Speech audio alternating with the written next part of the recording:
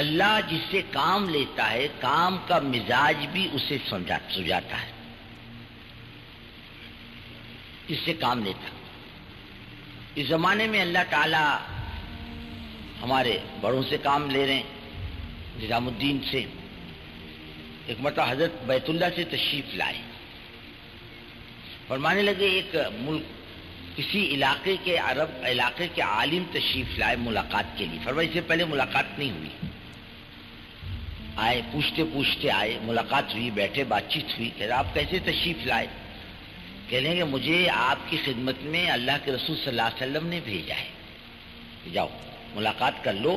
یہ وہ ہیں جن سے اللہ دنیا میں اپنی دین کی حفاظت کا اور خدمت کا کام لے گا، ان کی چلے گی دنیا میں.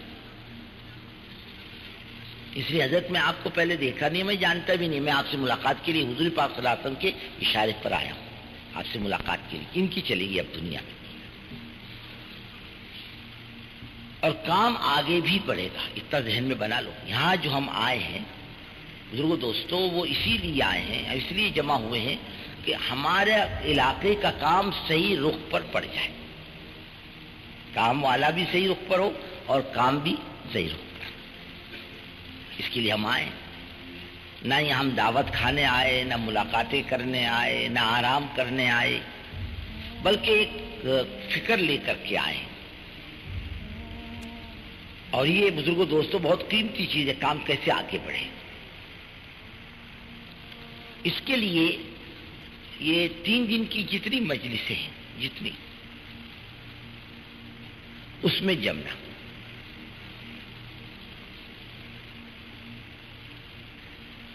آدمی پر بعض مرتبہ سستی غالب رہتی ہے، لیکن اگر یہ مجمع اب ترتیب سے اپنے آپ کو کام میں لگائے تو انشاءاللہ اللہ نے چاہا تو کوئی چیز اس پر مشکل نہیں ہوگی.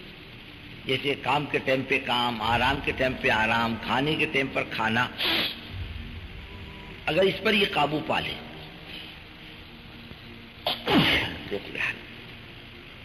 اس پر قابو پا لے انشاءاللہ ساری چیزیں قابو میں آتی ہیں. اور یہ خود ہی ارادہ کر لے کہ مجھے جمنا نہیں ہے تو پھر کسی کا جمانا بھی مشکل ہے. اور جمنے میں بزرگوں دوستوں آدمی کا فائدہ ہے. نہ جانے کون سی گھڑی کب آ جاتی ہے، کون سا موقع کب آ جاتا ہے. کوئی بات دل کو لگتی ہے اور دل کی دنیا بدل جاتی ہے. کسی کی کیسی بات کیوں نہ ہو. اب آپ نے فضائل صدقات میں پڑھا ہوگا، حضرت فضیل ابن عیاض رحمۃ اللہ علیہ ایک بزرگ ہیں، مشہور بزرگ ہیں. وہ چوری کیا کرتے تھے ولی بننے سے پہلے. ایک دن کسی مکان کے اوپر چڑھ رہے تھے، کوئی اندر کلام پاک کی تلاوت کر رہا تھا. کون کر رہا تھا اس کا تذکرہ ہی نہیں. ایک اللہ کا بندہ کر رہا تھا، الم یعن للذین آمنوا ان تخشع قلوبهم لذکر اللہ، کہ اللہ کی طرف رجوع کا موقع نہیں آیا. پر میں آ گیا نہ لمبا چوڑا بیان، نہ لمبی چوڑی تقریر، ایک جملے نے زندگی پلٹ دی. ایک جملہ.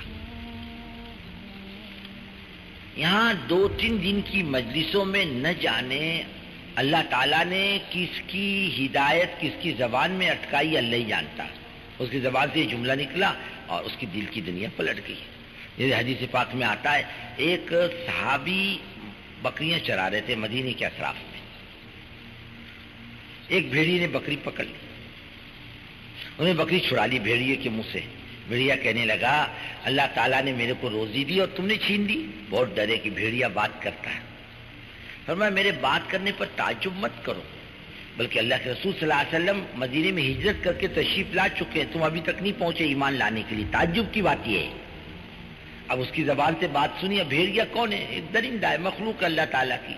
اس کی زبان سے بات سنی اور اللہ کے رسول صلی اللہ علیہ وسلم کی خدمت میں پہنچ گئے. وہ بھیڑیا ہدایت کا سبب بن رہا.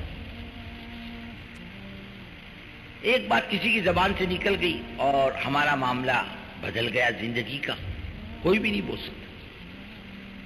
گھڑیاں ہوتی ہیں کچھ اللہ کی طرف سے، قبولیت کی گھڑیاں. ایسی یہاں کی جتنی مجلسیں ہیں ان میں جمنا.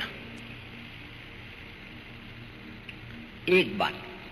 پھر یہ آنے والا مجمع جو ہے یہ نیوں کا تو ہے نہیں، پرانوں کا جو اپنے علاقوں میں کام لے کر چل رہے، اپنے ضلعوں میں کام لے کر چل رہے. فکر مند ساتھی ہیں. یہ وہ مجمع ہے. ہمارے میاں جی محراب ایک مرتبہ راجستھان کے پرانوں میں فرما رہے تھے، دیکھو بھائی یہ پرانوں کا مجمع ہے، مشورے والوں کا. اس میں اگر ایک آدمی بھی بے فکر بے توجہ رہے گا، اس کے اثرات سارے مشورے پر پڑیں گے. عبادت کا معاملہ تو ایسا ہے کہ اللہ نے 4 کی نماز قبول کر لی تو پورے مجمع کی نماز قبول ہو جاتی ہے. لیکن دعوت میں مسئلہ ایسا ہوتا ہے کہ 1-2 کی غلطی سب کو لے کر ڈوبتی ہے. جیسے آپ کے عہد کے اندر اجتہادی غلطی بیچاروں کی، جان بوجھ کر نہیں کہ چلو اب جنگ ختم ہو چکی اور اللہ کے رسول صلی اللہ علیہ وسلم کا حکم وقتی تھا، جگہ چھوڑ دو. کسی نے منع بھی کیا، نہیں جگہ میں چھوڑنے کا، جنگ ختم ہو گئی، اب کیا رکھا ہے، چلو. بس وہی ناکامیابی کا سبب بنا. تو 1-2 کی غلطی سب کو لے کر ڈوبتی ہے. اور آدمی کے بے فکری سب کو لے کر ڈوبتی، اس کے اثرات سب پر پڑتے ہیں. اس کے لیے یہ کام کرنے والوں نے فکر مند اور متوجہ ہونا اللہ کی طرف، فکر مند ہونا. اللہ یہ علاقے کا مجمع اٹھ کر کے آ رہا ہے، ان کی جان مال امانت ہے، ان کی جان مال قیمتی ہے. اس کو ضائع کرنے کے لیے یہاں نہیں بلایا، بلکہ ایک فکر دلانے کے لیے بلایا ہے. اور جب تک آدمی تمام مجلسوں میں جمے گا نہیں اور کوئی بات سنے گا نہیں، کوئی بات اوڑے گا نہیں، تو اپنے علاقے میں جا کر کرے گا کیا؟ آج جو مسائل ہیں وہ کام کے نہیں بزرگوں، اللہ نے کام کے راستے تو کھول دیے، کام نکل گیا. موافقت و مخالفت کی منزلوں سے آگے جا چکا کام. آج کوئی مخالفت کرے تو کام رکتا نہیں، کوئی موافقت کرے تو کام بڑھتا نہیں. موافقت مخالفت کی منزل سے نکل چکا. استدبار کے زمانے میں کام کرنے والا محفوظ رہتا ہے اور کام خطرے میں رہتا ہے. استدبار کے زمانے میں یا مخالفت ہو، رکاوٹ ہو، بات نہ سنی جائے، دھکے مارے جائیں، نکالا جائے، اس زمانے میں کام خطرے میں رہتا ہے، کام کرنے والا خطرے میں نہیں رہتا. اس وقت کام کرنے والوں کی نگاہ اللہ پر ہوتی ہے. لیکن جب استقبال کا زمانہ آتا ہے، قومیں متوجہ ہوتی ہیں، تو کام نکل جاتا ہے خطرات سے اور کام کرنے والا پھنس جاتا ہے خطرات میں. یہ خطرے کی گھنٹی ہے. امام احمد بن حنبل رحمۃ اللہ علیہ فرمایا کرتے تھے، جیل کا زمانہ اچھا تھا یہ عزت کے زمانے کے مقابلے میں. وہ مار کا زمانہ، مخالفت کا زمانہ کہا وہ اچھا تھا. یہ جو آج کا استقبال کا زمانہ آیا ہے، فرمایا یہ خطرے کا زمانہ ہے، آدمی اس میں بچل بھی سکتا ہے. اسی زمانے میں تو کام کرنے والوں میں گروپ بنتے ہیں، اسی زمانے میں تو تیری میری ہوتی ہے، اسی زمانے کے اندر تو آدمی اپنی ڈیری کی مسجد الگ جماتا ہے، اپنا مقام الگ بناتا ہے، اپنی پوزیشن الگ بناتا ہے. پھر علاقائی ذہن بنتا ہے، صوبائی ذہن بنتا ہے، ضلع کا ذہن بنتا ہے اور اپنی بستی کا ذہن بنتا ہے. یہ سب گندی ذہنیت ہے.